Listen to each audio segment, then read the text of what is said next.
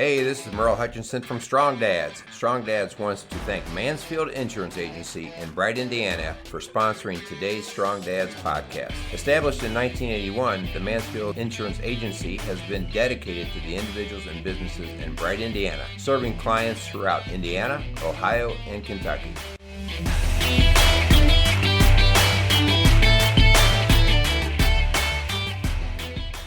All right. Hey, welcome to Strong Dads. Hey, Kyle, how you doing, brother? Good. How are you? Doing good. Awesome. Good, man. Awesome. Here we are into October. It's crazy. Yes.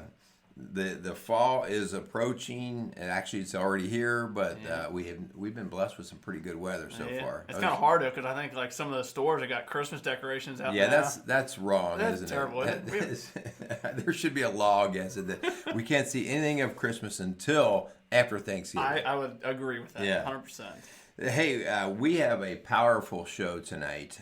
This is a show that you and I have talked about several times about doing it. And the reason being is we didn't want to take it lightly. We kind of had to wrap our head around exactly how we want it to come off and what our approach would be, because it is a big show, it is a big topic, and it carries lots of influence in our lives. Sure. So tonight we're going to talk about pornography. Yep. Right? And we're not going to take a holier than thou approach to pornography. We're going to try to take a very real approach to pornography. So don't turn us off. Maybe there's a tidbit, maybe there's a nugget here of information that either you can relate to or make sense for your life, for your marriage, your relationship. So hang in there with us. Before we get rolling, you know what? We got a few sponsors we got to give some credit to. That's pretty cool. Yeah, cool. We want to thank the Kreimer's Beer House down on Route 128 outside of Cleves for coming alongside Strong Dads. Officially, they are our first sponsor, and so we want to thank Kreimer's for helping us out. Head down there. They went through a bad fire about 8-9 months ago. Yeah. And that place has come back better than ever. That's so cool. Mark Kreimer, who runs that operation, he's a heck of a businessman and craftsman. You like crafts, right? Yeah. You like building those things. Oh yeah. He could give you a run for your money. I'm sure he would blow me away. I'm not that good. He's good. So anyway, head down to Kreimer's Beer House and get yourself a meal or a drink. We want to thank them for their help. Yeah, for sure. Also, we have Mansfield Insurance. Mansfield Insurance has been actually with Rock Solid Families for a while now, helping us out and sponsoring and believing in the mission. And so they have come alongside the mission of Strong Dads as well. So we want to thank Mansfield Insurance for their support and helping us to deliver a message that hopefully is impactful and positively life-changing. So thanks to those new sponsors. Yeah, heck yeah. Thanks, guys. Yeah. So, Kyle, we're going to talk about pornography. How about, tell me what's on your mind with this? Yeah. In preparing for this and in kind of talking to you, Merle, about this episode, I know we both want to make sure that in doing this episode that, we're going to be very honest and we're going to be brutally honest about sensitive stuff that dudes deal with and dudes have to go through. We want to make sure that when we are talking, that we're just real. I'm gonna get a chance to share a little bit about kind of my story when it comes to pornography, and I'm not gonna BS it. I'm gonna try and be as open and honest as I can. When would you ever BS anything? Yes. What he's telling you is you're gonna get hit straight between the eyes. Yes. Yeah. That's my intention. But similar to what you were saying, Merle, that I'm not coming from a place of perfection. I have had many struggles. I continue to struggle. But I'm coming from a place that I've gained personal satisfaction in conquering the struggle of pornography. With pornography, there's so much that goes into it when it comes to sexual morality. And I'm not going to sit here and tell you that I've conquered all aspects of sexual immorality. But something that I am confident to say that I have conquered the part of sexual immorality that is pornography. And I don't want to minimize the other aspects of sexual immorality because they are very significant. But just like every other sin that we deal with in our life, I'm working on it. And it's a daily struggle. It's something that I continue to want to get better at, want to get better for my wife, to make sure that I'm looking at her and treating her the way that she deserves to be treated. So as a whole, sexual immorality is a huge topic.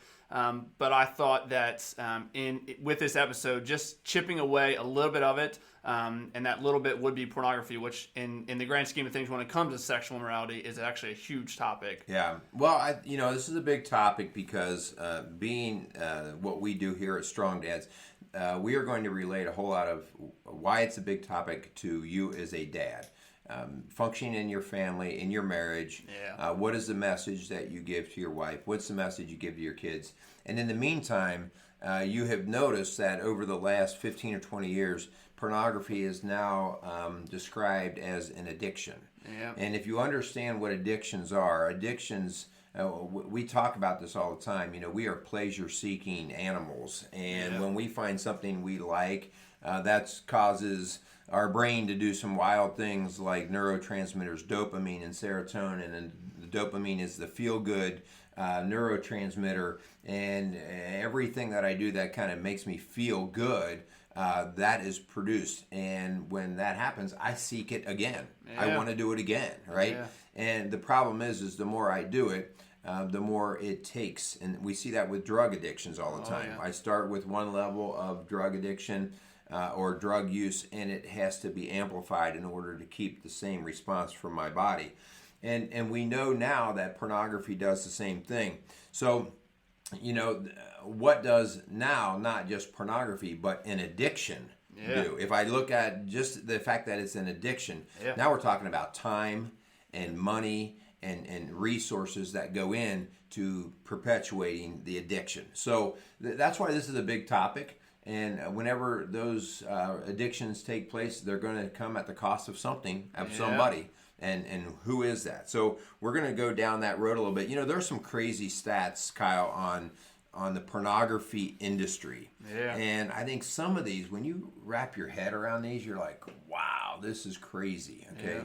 This is definitely on the order and bigger than just the pure drug industry. Yeah. Okay. I mean, look, the porn industry, one of the fastest growing industries in the world, it has a net worth of $97 billion.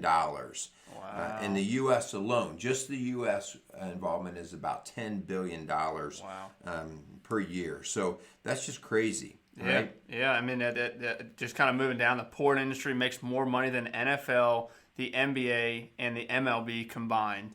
That's crazy. That is you insane. Think about that. Especially knowing how much those three organizations make. I mean, holy cow. Yeah, we complain about what athletes make or what teams make and stuff, and all of those combined don't even touch. They make more money than our main TV stations, ABC, CBS, NBC. You combine all of their resources, and they don't even compare with what the black market of porn brings together. Wow. That's crazy. There's another thing that we want to just touch on. I came from the school world and as a school counselor, and that's a big reason why I've launched into doing Strong Dads and things like that, because I've seen what happens in the breakdown of the family, largely in part due to the breakdown of men. Yep. And so one of the things that we have seen is the exposure to pornography. And to put it in a different way, the exposure to this drug. Yep. You think of it that way. And so the exposure now is the average age of exposure is 11 years old. To pornography. To pornography. Yeah. So think about that. That's like the average age of kids drinking. In other words, it's an addiction. So the average age of exposure is at 11 years of age. And just think about what the implications are for that when at 11 years of age, and especially when hormones start moving through our body, how that starts to want to be fed. And it's so easy today. Yeah. It's so easy. I mean, technology, computers have made this whole industry just blow to a whole new level. Yep. Wow. Yeah, so crazy stats. There's even more on that, but we want to move on just a little bit, and we want to talk. Kyle, share a little bit about what your thoughts are on how men view porn. Right. So, kind of the why behind some of all of this. I think in a lot of ways, us as men, myself included, we have a tendency to really minimize this sin and this struggle. I know in struggling with pornography and lust and everything that kind of comes along with that, I know a lot of dudes say, well, all men do it. And by us continue to say those phrases that all men do it and it's better than sleeping around, to all that does is it really helps you justify your actions, and it minimizes the true significance of this sin. I remember saying this all the time to myself, like, pornography, it just keeps happening to me.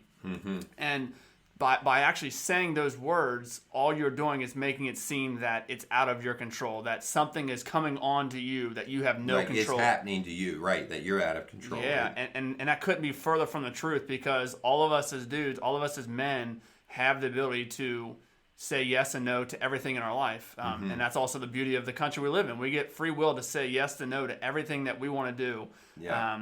And the crazy thing is, some of the stats we're reading, in a lot of ways, our society really encourages pornography. Maybe not necessarily the long-term effects of it, but the sex industry, what's the old saying that sex sells? Yeah. The advertisement, they always, look at ESPN, they put up these beautiful women. That's intentional. That is meant to grab the attention of dudes, and it does a really good job at doing that. Well, and can I stop you for a second, because this hits me with, this is that hard line that we struggle with as a man, because, we start to get, all of a sudden we come off as prudish. Like, what do you want women to be wearing burqas and covering everything? Yeah. And so all of a sudden, our listener out there is like, oh yeah, right. Listen to these guys. And there's no doubt, this is what you and I have talked about before. A good looking woman is a good looking woman. Absolutely. Right? And that's a blessing. But what happens now is we get so desensitized. If I watch TV for just 20 minutes, I guarantee I'm going to see something that hits my lust button. Oh, yeah. Yeah, something's going to go, oh, wow, man, she's pretty hot, okay? Yeah. And like you said, it sells. Yeah. It sells. And what is, if it sells, what does it cost? Yeah. Is really the question that we have to start to ask. Yeah. So we're gonna break down all of this stuff of what it means, but right now it's like, bear with us in the conversation. We're not trying to be prudish. What we're trying to do is, what does it cost? Yeah, right? That's a good point. And coming from a place that I feel that I've conquered this struggle, I think that all dudes, like, if you struggle with this, you first have to expose yourself, and that's really hard as a man to be able to sit back and realize that in order to conquer this, in order to come from a place of purity, you have to expose yourself, and that's gonna. What does that mean? Okay. Yes. Help me out, brother. So when I say that, what I mean is, if you are married, if you have a girlfriend, sharing everything. That they're really, in preparing for this, I sat down again with Jenny and just went up, my wife Jenny, and just told her everything that she already knew, but just to make sure that there are no secrets when it comes to this. This has been a huge struggle for me in my life, and my wife is a huge part of my life, and I want to make sure that she knows the ins and outs of my struggles. So in exposing yourself and in confessing your sins, you have to be brutally honest with it. You need to confess it to yourself that there is an issue there, that you should be able to look in the mirror and look at yourself and know that I have an issue, and only through the grace of God are you going to get through it. That there's nothing that us personally we can do by ourselves to get through this. And I'll touch on some of the ways that I've gotten to the point where I'm at now, with help of other dudes, with the help of the grace of God, that I'm at a place now that I didn't think I would ever be at. But truly, just honestly, there is no quick fix for this. It just really comes down to just going to work. And I say that a lot in my profession as a fireman. we can't sit outside of a house that's on fire and say, man, I wish that fire would stop. Right. Like, I wish it wouldn't happen anymore. Like, no, we have to get dirty. We have to go to work. That's part of what we're called to do as men in order to fix a huge sin that we have in our life. Yeah, it's that whole mindfulness again we've talked about before. Again, one man may see a level of pornography and it just kind of glances off of his eyes and he doesn't really stew on it for long at all. And he says in the course of life, it's just never really been much of a problem for me. Right. Another man sees the same thing and is just lured to it. And so, again, if it's not your problem, good for you. Yeah. Right? Good for you. If it is your problem, we're saying acknowledge it. Yeah. And how do you know it's a problem, I guess, is a question. Like, Kyle, I'll direct this back to you. How did you start to actually say this is a problem? Was it through exposure? Your wife found out something? Yeah. Was it? How that happened? Yeah. So I mean, part of my story in reference to pornography was dealing with people catching me, and ultimately just realizing the significance of how that makes my wife feel. If I can truly in my heart of heart tell myself that I truly love my wife, that I would do anything in the world for her, and then to hear what this industry, what pornography does to other women and does to me as a man in reference to me falling short and minimizing my wife. If you can really tell yourself that you love your wife, to me, this is something that has to go, because your wife is never going to feel. She's always gonna see you looking and doing those things in reference to pornography, and not feel worthy of you and what that relationship, husband and wife, can offer. Yeah, well, we know for sure that after lots of research has been done, if you basically interview women and you say, what is your take on your husband looking at porn, the response is that it's like an affair. Yeah. In other words, she's being replaced. And I think a lot of times as a man, we minimize that. We say, oh, come on. Now, it's not that big of a deal. I mean, I'm not having sex with anyone. Yep. But remember, you're emotionally involved with the pornography. Yep. And guys, just listen up for a second. Sex for women is emotional. Sex for women is emotional. And so it's when they see you emotionally gauging in pornography, that means that you're disengaged from her at that time. You're not seeking her out for that. Yeah. Okay? So that's why women look at it oftentimes is he's having an affair on me. Yep. He's cheating on me. Yep. Okay? So in respect to the marriage, men, don't minimize how your wife feels about it. Yep. Don't tell her how she should feel about it. Yep. I mean, that's a cowardless thing to do. Oh, here's how you should think like I do about it. Yep. You listen, she doesn't need to tell you how you should feel about it, and you don't need to tell her how she feels about it. And that's funny you said it, because early on in my marriage, while I was still struggling with pornography, I said those same things to my wife. Like, it's okay, babe. Like, I'll get there. Like, help me get through this, and we'll make it through. And as we continue our marriage, this will just get easier, and it's okay. Just that constant trying to make her think a different way, and her feelings are her feelings, and I can't change those. Right. No matter what I say to her, those are her feelings, and she feels those way, rightfully so. She feels that way because of something I've done against her. Yeah. Yeah, don't minimize what's going on in her brain. I know there's nothing more offensive to me than when my wife minimizes how I think, and the same from her to me. So let her tell you how it makes her feel. Yep. And if she is in a situation where she says, I don't appreciate it, I don't like it, for you to not listen to that and follow that is you're willingly being in an affair against your wife. Yep. So, before I kind of dive into my story, I just really want to start the conversation with a verse, because I know we always talk about how verses have a tendency to just kind of smack you right in the face, and really kind of... Weird how that happens. Yeah, it is. But the verse I wanted to read was Ephesians 5:3, and it says, "But among you there must not be a hint of sexual immorality or any kind of impurity or greed, because these are improper of God's holy people." And just my question that I would pose, that I can honestly say, how many of us not only have a hint of sexual immorality, but are consumed by it. And I asked that question because that was me. Mm-hmm. Like, I was completely consumed by this huge sin in my life. It wasn't small. Not to minimize it. It consumed me. It was something I wanted. I yearned for it. So can I ask, so how to get started?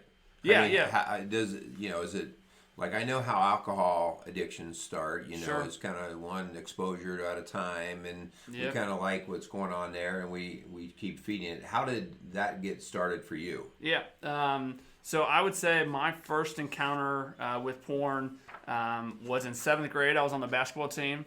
And I remember someone on the basketball team actually had a Playboy magazine that he brought and driving to the game. And that was kind of my first exposure to anything porn related. And I remember thinking that it kind of opened up a whole new world for me. And especially as a 7th grader, we were talking before, our first exposure on average for is 11 years old. And I was in that general age where my hormones are kind of going all over the place. And, I would say, that was kind of the starting point for kind of shaped the rest of my struggle with pornography. And I know for me, I continued to look at pornography all the way through middle school, all the way through high school, into college, and early on into my marriage. Okay, but you weren't married then. Nope. You may have not even had a girlfriend. So what was the problem? Why is that a problem? So again, similar to what we were saying, what this industry does, if that verse holds true, which I believe it does, that there must not be a hint of sexual morality, as someone who was growing up and having those hormones, and my overall perception of what a woman is was no more than what I saw on a screen or what I saw in a magazine. And it's so easy to look at that and just think, oh, it's just an object. Man, can I stop you right there? That is exactly. Listen up, guys. I mean, this is exactly why it is a problem even at 7th grade, right? No, you weren't married. You probably didn't even have a girlfriend, okay? But in 7th grade, we started to take the humanness out of women. All right. Now you think about that. Any man that's out there right now that's listening and has a daughter, I want you to stop for just a second and realize your daughter just went from being a human to being a sex toy. Yeah. All right. She's now an object. Yeah. She's now an object to some other young boy, and I am guilty when thinking of boy, she's hot. I'd like to do with her, okay? And so she becomes an object. Yep. And now when that's your daughter, that changes a little bit, doesn't it? Yep. And so as a 7th grade boy, dads, listen up. Feeding that fire turns that girl into something less than human. Yep. All right? At that point, she might as well be a dog. All right? She might as well be some other animal. Who does not have emotional connection to intimacy and sex. For sure. And so that's why, dads, at 7th grade, yes, this is something, we don't lock it in a closet. We don't say, no, never, you can't, you're evil, you're bad if you look at it. We start to teach our boys what a woman was designed to be in God's eyes and how we were designed to be. Yeah. All right? And hey, if you're a strong dad, if you're listening to this show, that's my challenge for you. Absolutely. This is a great time for you to teach your daughter how she should expect to be treated by a man. Yeah. Right? And we do that by teaching our young men how to treat a woman.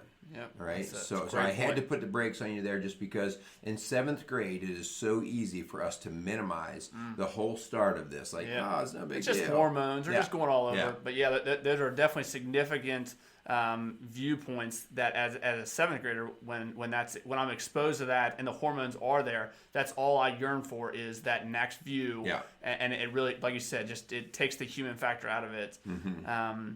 So kind of just going back to my story. I remember in high school, one of my buddies, him and I both acknowledged that we had an issue, that we were struggling with this issue of pornography.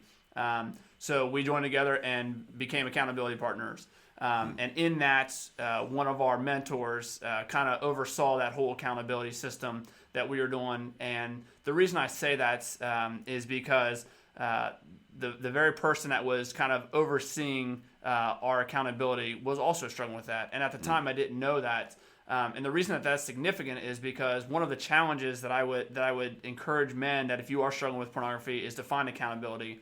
But in that, everyone that is a part of that accountability cannot be struggling with pornography. And that's very difficult because so many men do struggle with it. But there are men out there that have conquered and are living in purity. And if you want to have accountability, you should find other dudes that are struggling with pornography, absolutely, because you can grow and strengthen your relationship as men together in that struggle. But there has to be someone in the group that is living in purity. There has to be. Because they can actually speak truth to you in a way, if all you do is have everyone that is struggling with pornography come together, all it does is become a complaint fest. Man, I fell into it again last night. We all just struggle. God, I suck so bad. And there's no resolutions to it. But when you have someone that has lived in purity and can speak that real truth in your life, it goes a long, long way. Yeah, that's a good point. I mean, it's no different than when we help people with alcoholism. If everybody in the circle continues to have the problem and fall, they almost kind of all feel sorry for each other, but there's nobody strong going, no, stop, we have to be done. And so, this is an addiction, but at the same time, we do know that addictions are things that we have to be totally committed to resolving them. They don't sort of, kind of go away. Yeah. Right? And so we have to be so intentional about it. It has to be part of our everyday. You hear a drunk talk about, I'm sober one day at a time. Yeah. And when they are immediately coming into sobriety, they're sober 1 minute at a time. Yeah. Like, I just made another minute without taking a drink. And that's how we start thinking, like, can I get through this day without putting my eyes onto an obscene picture, or doing something that is just not pure with my wife. Okay, so man, that's a tough one. Oh yeah. And I just want to make sure that you dudes out there listening realize there are guys walking in purity. That it may seem overwhelming because, just like I was saying, we try and minimize this sin by saying every dude struggles with it. Well, that's not true. I would venture to say that every dude has struggled with it, and it is something that every dude goes through. Right. But not every man is currently struggling with the issue of pornography. Just want to make sure that kind of an encouragement, that's part of the reason why I'm sharing my story is because I'm nobody special, but I can tell you that I did it, and I know. Again, why we want people that have conquered the issue of pornography holding us accountable, because what better way to attest to fixing things in your life, fixing a huge struggle like pornography, than to look at someone who has conquered it and is living in purity. Yeah. So, I think sometimes, especially when we work with younger guys that aren't married, that aren't in a relationship, they use the pornography as a bit of a fix, to take care of that need. And then in their mind, they talk about, I won't do this when I get married. I won't do, this is just because I'm not married. And then all of a sudden they find out that they get married, and in some ways we even see it gets worse. All right? Speak to that for a second. Yeah. I cannot tell you the number of people that was, once you get married, then you'll get to have sex with your wife, and it'll be so much easier. And man, that is such a lie. And maybe not in every case. For sure, I know in my case, that was not the truth. And that's when I would say the issue of pornography really became real to me. That I'm now married to a woman that I pledged to spend the rest of my life with, to just be her and I. And that issue that there's something else there now.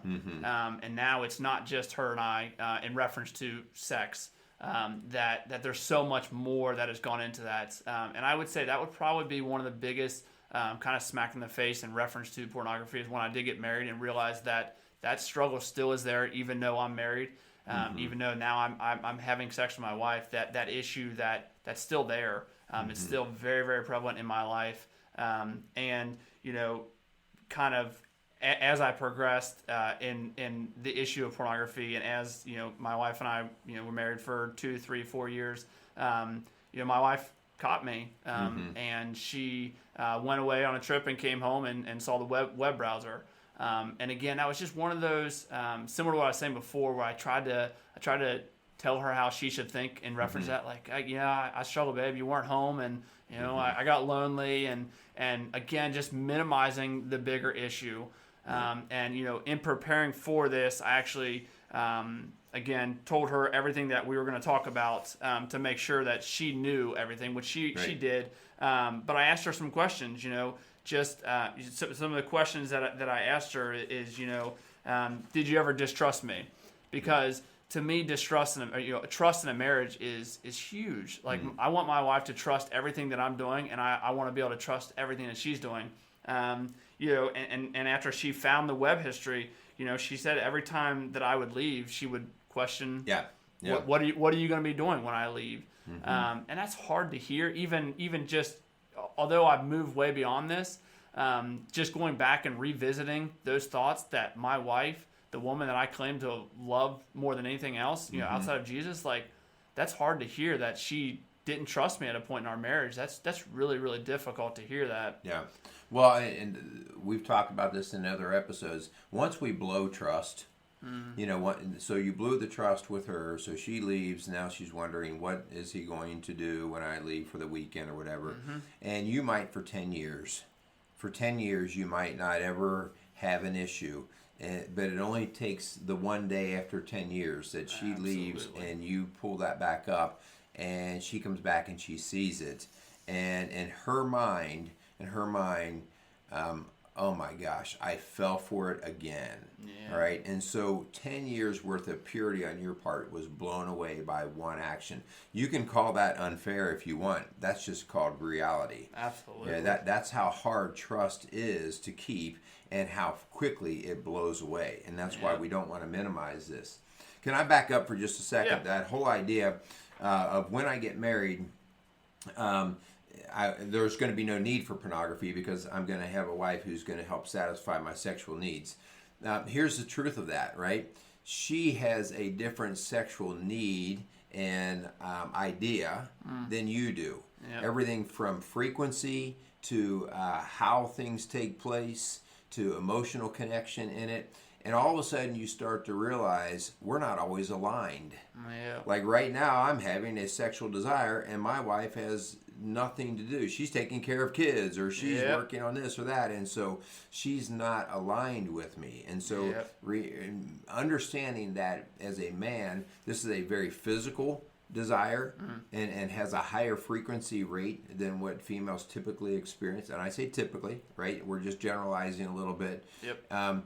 And with a woman, we're just talking about the emotional connection. So how do we get through that? Like, how do we get aligned so that I understand where my wife's coming from, and I can sort of put at bay my desire to pursue the pornography? That's a challenge. And so yes, it is. So this is the way that we come about that, guys, is I want you to listen. This needs to be a very open topic between you and your wife. Yes. Talking about what her need is, okay? And then expressing what your need is.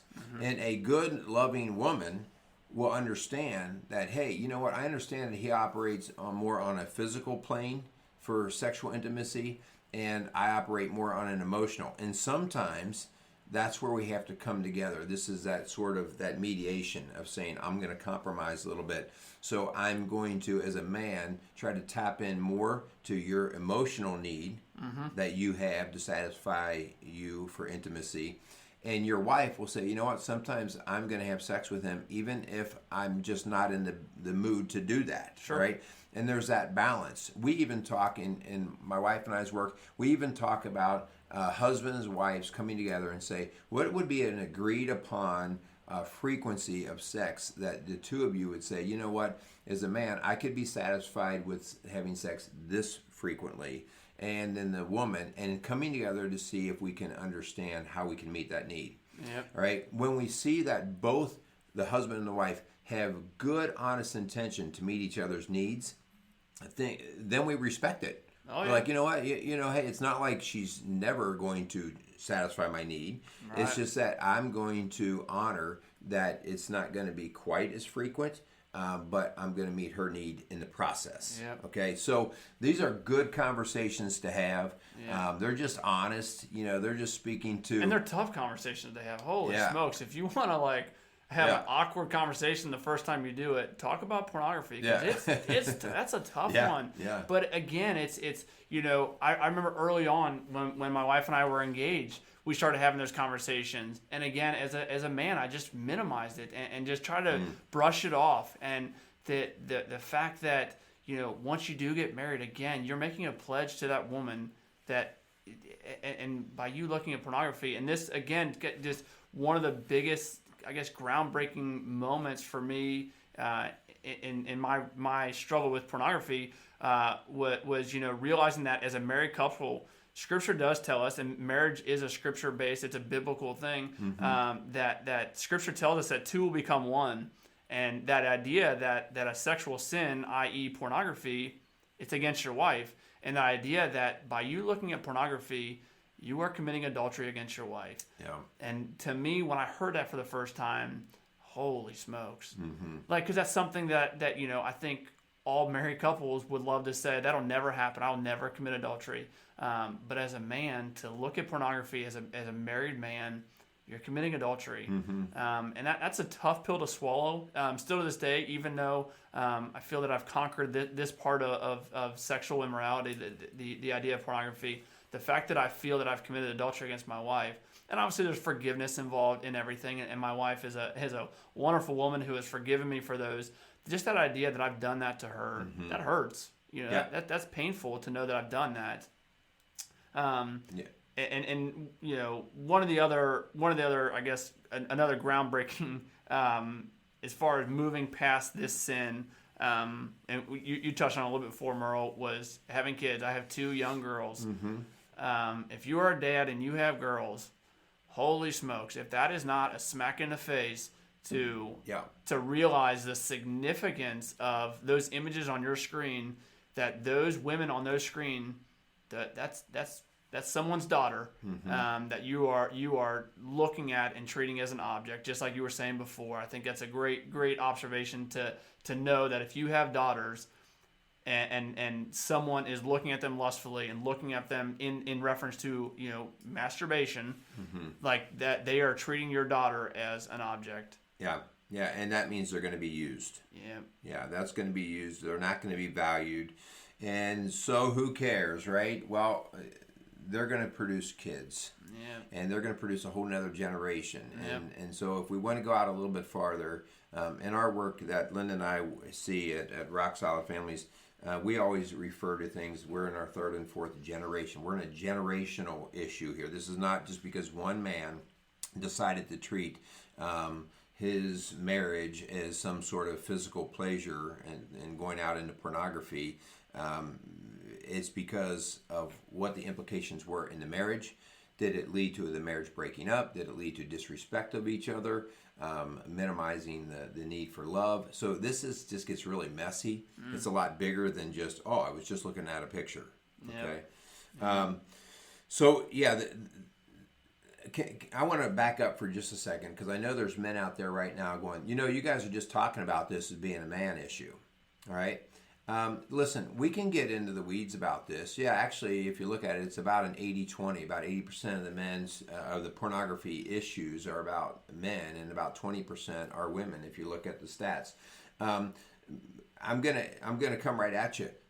Stop looking at the women right now for what they're responsible for in this. This is primarily a man problem. This is a Strong Dads podcast. We are talking to men. Okay, let's own our part of it. Right. The women will have to own their part of it as well, but we have to own our part of it. So stop looking at what they're doing.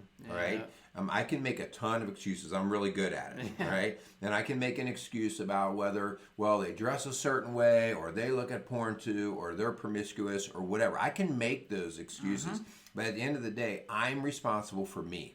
Yep. And that is the thing that, as a man, that's what a strong dad, a strong man does. He says, Yep. I am responsible for me and my actions. Yep. And I can point fingers and make blame all day long. But that does not change what I have to do. Yep. All right. So, any of you guys that are out there, if I just called you out, I did it for purpose because I know the only way I've ever changed in my life is when I said it's time for me to do something. Yep. And that's just moving forward with this. I shared a little bit about my story with pornography, and similar to accountability, if all we do is sit around and tell for war stories about our pornography struggles, we need to move on. We need to move past that and realize that we need to go at this and let's find solutions. And so that's kind of where I wanted to go with this after sharing my story.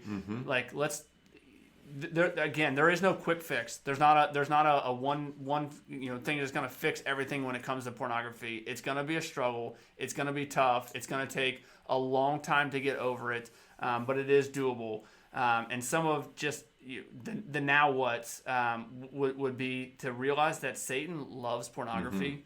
And he's going to keep presenting it to you in your life, regardless if you've gotten to the point of conquering pornography. That those thought processes and those images that you have seen are going to continue to pop up in your brain, and that all that is Satan. And I think it's really important to know that that's where this struggle comes from. Because if our goal is to lead our family in a biblical principle and to go down that road to make sure that we've talked about strong foundations. If your goal in leading your household is to have biblical principles, knowing that pornography comes from Satan, to me, again, just one of those smack in the face that this is not a man issue, like as far as men doing this. This is a Satan thing. He's presenting himself in a way that is very effective. Again, those stats. I mean, it's a very effective thing that he is doing. It's when we talk about it's a Satan thing. Well, what do you mean Satan? Well, it's the idea that when we talk about good and bad and evil, well, evil is anything that breaks down God's creation. Evil is anything that breaks away from God's nature. And one of the things that we know is the family is God's creation. The marriage is God's creation. And so pornography is the work of Satan because it goes against God's creation, God's marriage. And absolutely. So if you want to say, well, what do you mean it's from the devil? Well, the whole idea is it going to help your marriage or is it going to hurt your marriage? Yeah. And if it's hurting your marriage, all right, then that's why we call it's the work of Satan. Yeah. All right, it's tearing down God's nature, his intention. Yep, that's a really good point. Guys out there, you have to realize the significance of this. Again, just like I was saying before, that once I finally realized that I'm committing adultery against Jenny by looking at pornography, that's significant to me. And it should be significant to you as a man. If you have a girlfriend, if you have a wife, the significance of you viewing pornographic images is great. It is a big deal. So I would just challenge you to stop minimizing it. Stop saying the phrases, well, all guys do it. At least I'm not sleeping around. It happened to me again.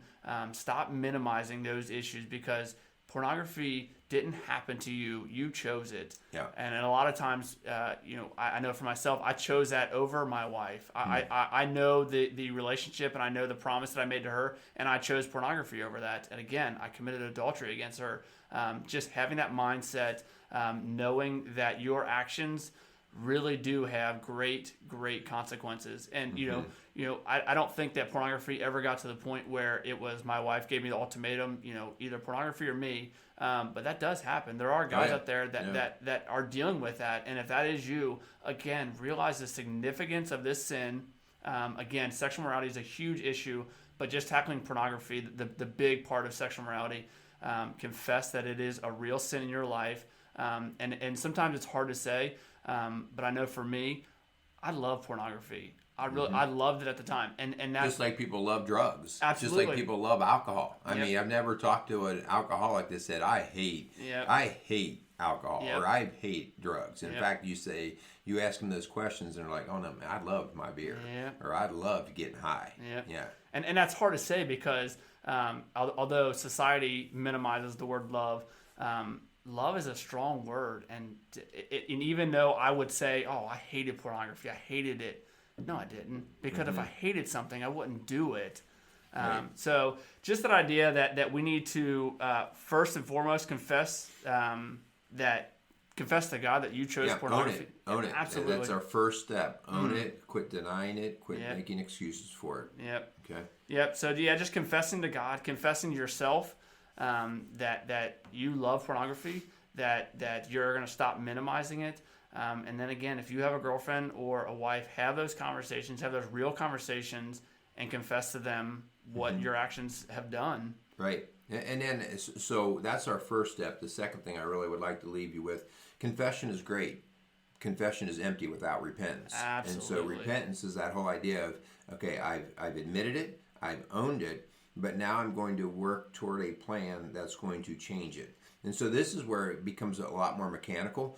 I'm putting filters on my internet, Absolutely. or I'm preventing certain amount of exposures, or I am having somebody around me when I'm doing when I'm on my computer. Yeah. So these are the things that become mechanical. I'm going to suggest that you let your wife in on what you're going to do. In other words, the two of you develop a plan for how you're going to work through this. I would say it would have to be that way. I mean, I think if you are married, you have to include your wife in on this one. There's no way. I would, my personal opinion, you would have to include your wife in on this. I don't see. Yeah. Well, there's the trust issue, and so Absolutely. she's not going to believe that you're really doing what you say Absolutely. you're going to do. So she's got to be part of your accountability. Yep, and that's accountability would be a huge thing. Again, finding other guys that are struggling with pornography, getting together, but also having someone leading it that is living in purity and can treat and can speak real truth into what is going on and into those situations, and has experienced similar situations. And I know we've talked about before, some of the greatest counselors when it comes to alcohol, defeating alcohol, are people who used to be alcoholics. Yeah. And what a great testimony that is. That again, when other guys see other guys living in purity, that's a great statement that other guys are doing that. Right. That it is possible. It is possible. Yeah.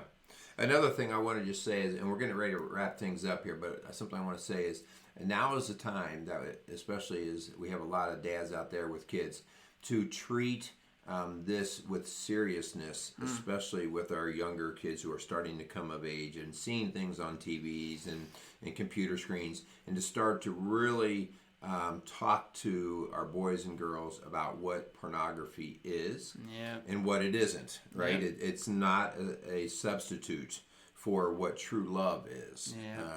And so I've got two younger boys still in the house and a younger daughter, and we've talked about the idea of what does it look like to use somebody of the opposite sex, and what does it feel like to be used.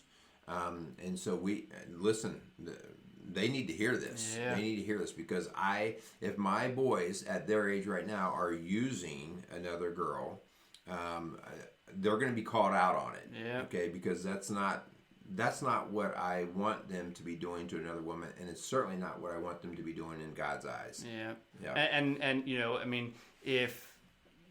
what a great opportunity to show the significance and the importance of sex, that God gave us sex. What a great way to talk to your kids about that. If you are a dad and you have girls, and the girls are becoming of age when those topics and those conversations are happening, don't shy away from it. Yeah. I've not gotten to have those conversations with my girls. You will. I will. But don't shy away from it. I know I've heard dads say, the mom will have those conversations. Like, as a dad, better than anybody, what other guys and other boys are thinking about your own kids, like your own daughters. Like, have those intentional, real conversations with your daughters, because you know when it comes to sex and the significance of that, what that looks like for your girls. Yeah.